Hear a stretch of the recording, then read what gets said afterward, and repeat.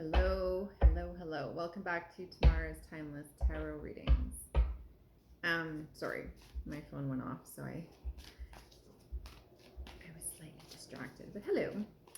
Um, let's see. Let's see what message needs to come out today.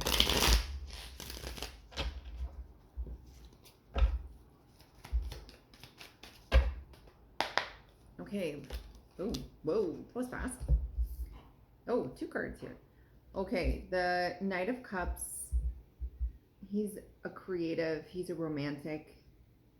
He wears his heart on his sleeve.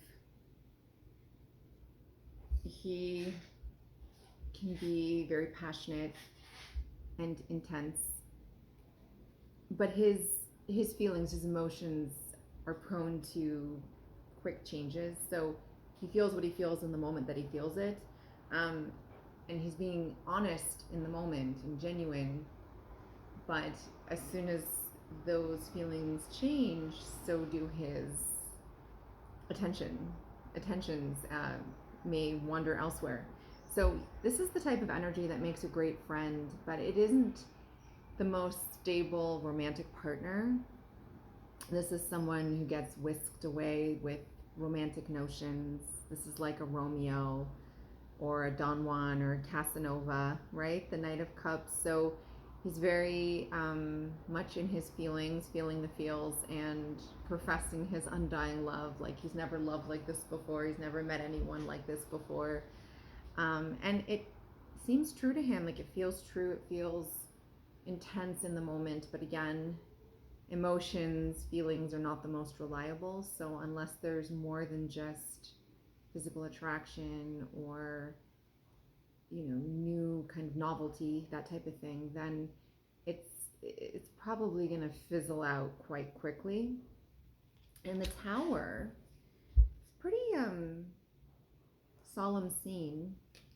Not too much is going on here, but we know that the Tower represents upheaval, and it represents chaos, and it represents shedding of what needs to go in your life. And it can be quite disconcerting. It can be unsettling, to say the least. It can also be very cathartic to just, like I said, shed those old skins and just sort of rebuild and start anew. Like the foundation is still there, but the structure on which it's built is going to have to be reassembled or rebuilt because it just wasn't conducive. Now, this could mean that somebody is relying too heavily on their heart and not enough on their head, like thinking logically and long term.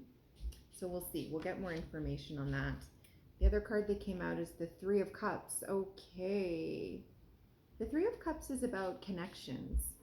It's about friendship. It's about celebration. It's about coming together in a community type setting and enjoying one another. But it can also be maybe getting taken away by it, or like getting carried away.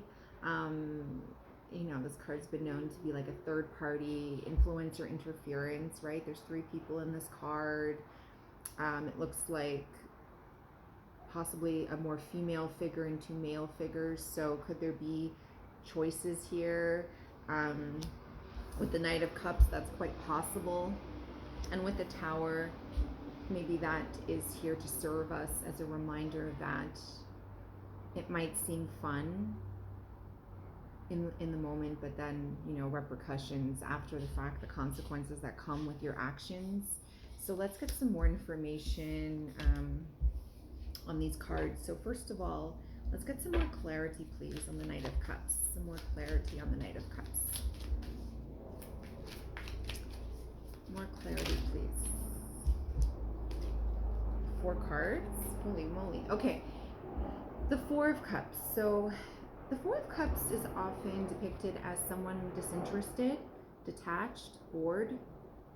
This figure does not seem that way. They seem more introspective and meditative.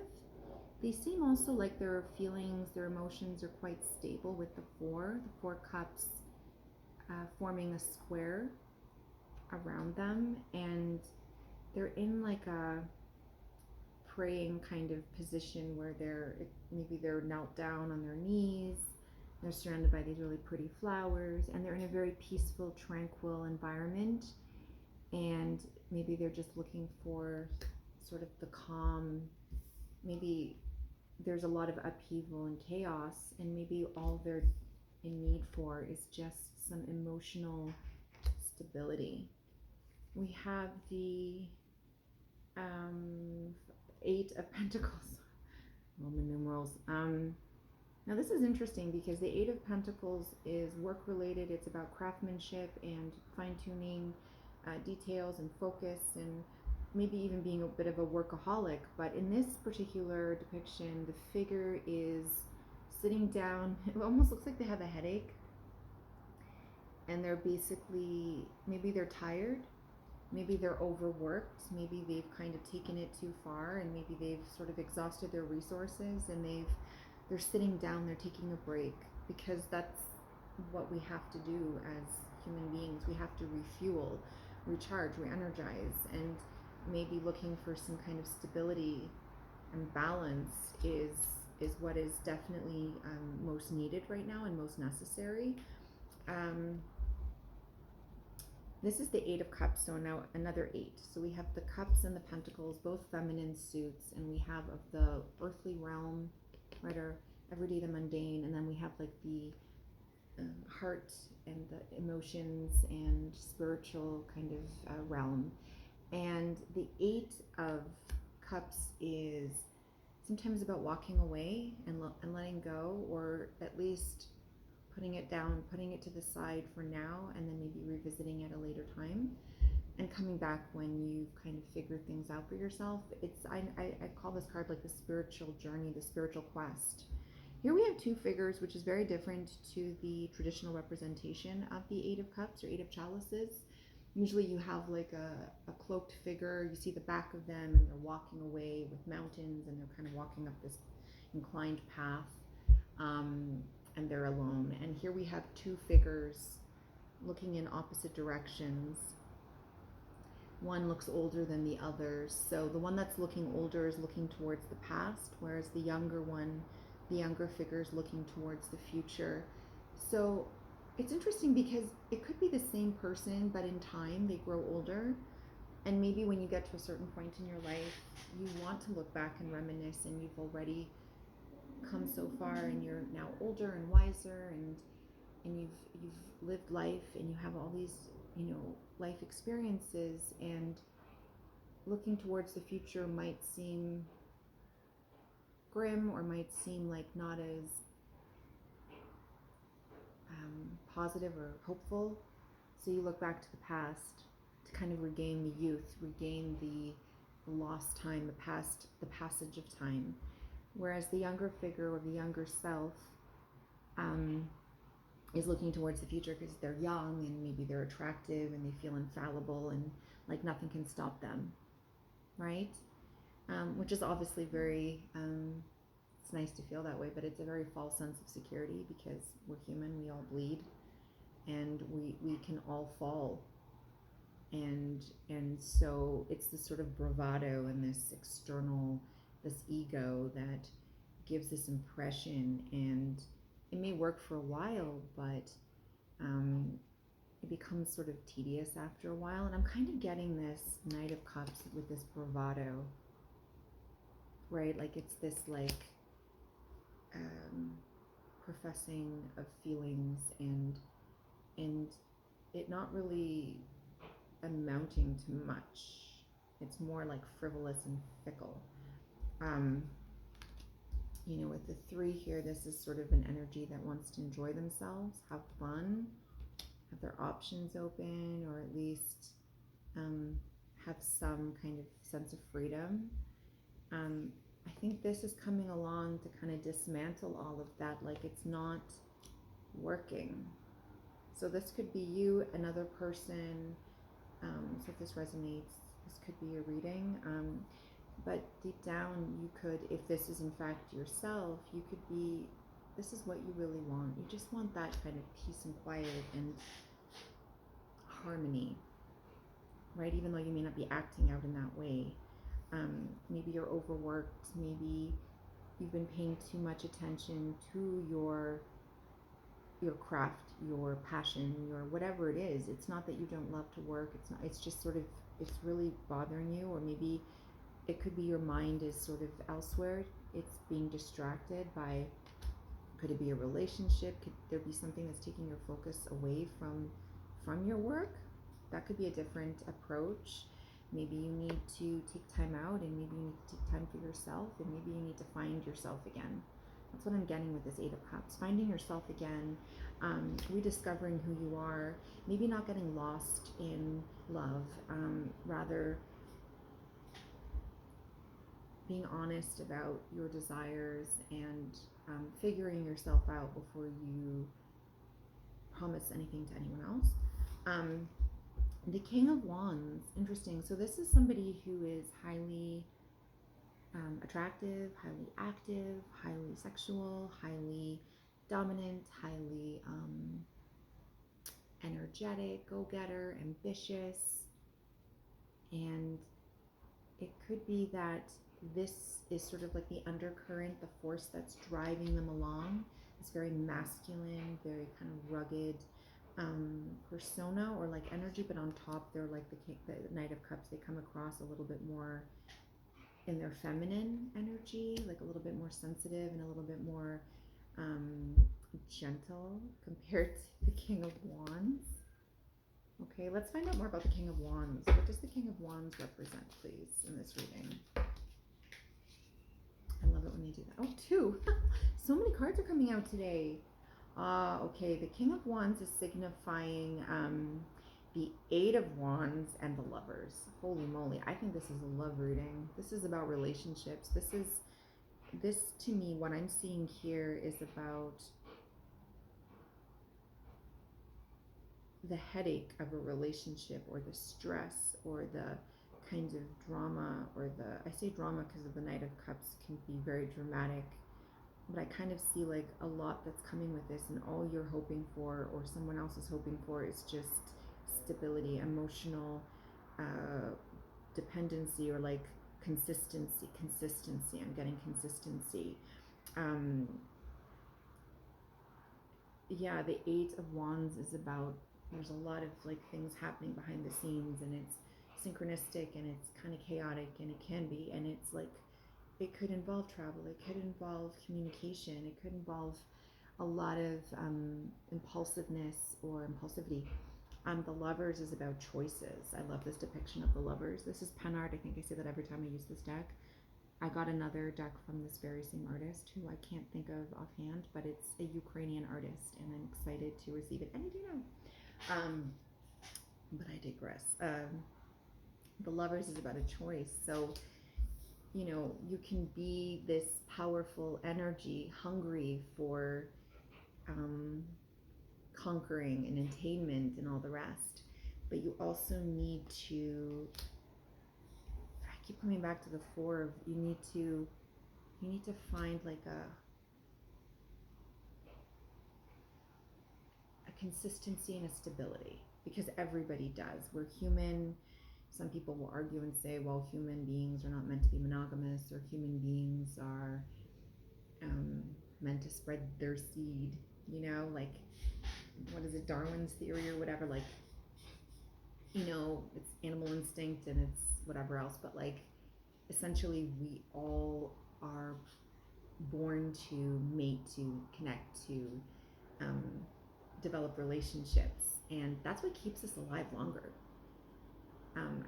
You know, I've seen so many articles and things about like, when you have somebody, especially in your older years, I mean, and even friendships, it doesn't have to be like a romantic relationship, but just to have people and to have make connections, and it keeps us, our mind going, the mental, the emotional, it keeps us going, thriving, right? Otherwise we kind of just wither away.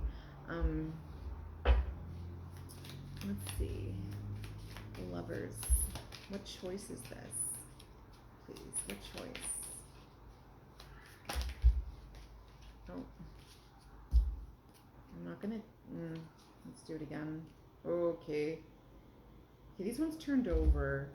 The Emperor, there's a very masculine, potent energy here. Someone who wants to control, somebody who wants to dominate, somebody who's very good at doing that, somebody who loves that sort of submissive, kind of succumbing to their every whim, maybe. Certainly in this depiction. Somebody who's very disciplined and very rigid, though. Like, they may put their needs before others. Now, the Emperor can be a wonderful father figure too, but I'm kind of getting like their needs are most important. Their needs, right? They're hungry for what they want, and they want it when they want it. Look at that, the Two of Cups, right? That's relationships. But these two figures are looking in opposite directions, much the same as the Eight of Cups. So that's telling me that we're on different pages here. We're not synchronized. We're not, or synchronistic. We're not on the same page. So it could be we want different things. She's kind of looking, I'm just seeing, he's looking downward in his cup and she's sort of looking out. So there could be like a difference of relationship styles, right? We all have our own relationship style and it may not mesh with another person's. And look, we're on the defense. This is the Seven of Wands. We're standing our guard, we're on the defense, we're ready to attack, or we're expecting that there's going to be some kind of struggle or some kind of backlash or some kind of, you know, whoops, oh, I just dropped that.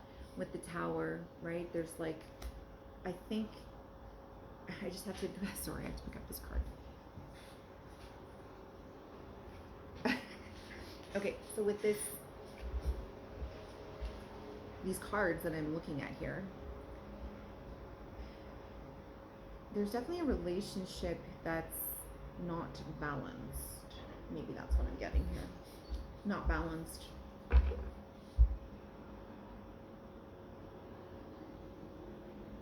There's a lot of passion, attraction, sexual desire, romanticism, fun, domination.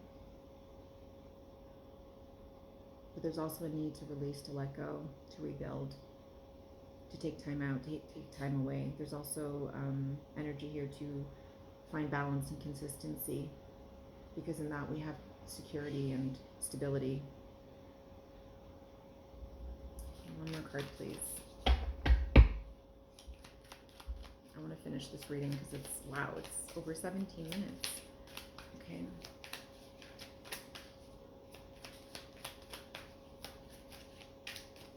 Oh, sorry, some of the cards. There's two cards here that have turned over, and it's amazing because, is it two? Yeah. The Two of Pentacles keeps coming up. There's need for balance. I think there is an imbalance right now. And with the Devil energy, there's definitely some codependency. There's definitely some unhealthy behaviors, which, I mean, the King of Wands, right? They can get quite heated. They can be quite aggressive and quite, that machismo. I'm not saying it right. I think you know what I mean. Machismo. Kind of like very like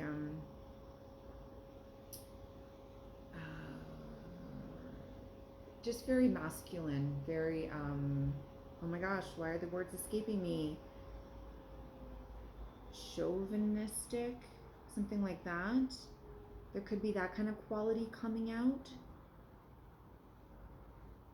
The Knight of Cups is, you know, in the feminine energy. So there's definitely this sensitivity within this person, but it's maybe not enough to create the balance, the stability, the longevity, the consistency that is required in this relationship.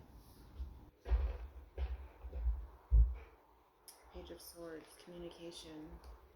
So there needs to be communication, clear communication. Ask questions. Find out as much as you can, because this is your life too, and life is short and life is precious, and you don't want to waste it being with the wrong person. So any more tidbits of advice, please? This makes perfect sense. This may not be the most exciting energy in the tarot, but it is much needed. And it's the Knight of Pentacles, and I love this card so much. Look at this horse. Just look at this figure. Basically, you need the reliability, the consistency, as I've been saying throughout my reading, the dependability, the practicality. This particular energy, this knight, is very methodical. They think about others. They do things in a way that is serving to others. They are in their feminine energy as well, but they're also stable. They're stable. And I think that's what this whole reading has come down to. It's the imbalance versus stability. And it's kind of this constant flux.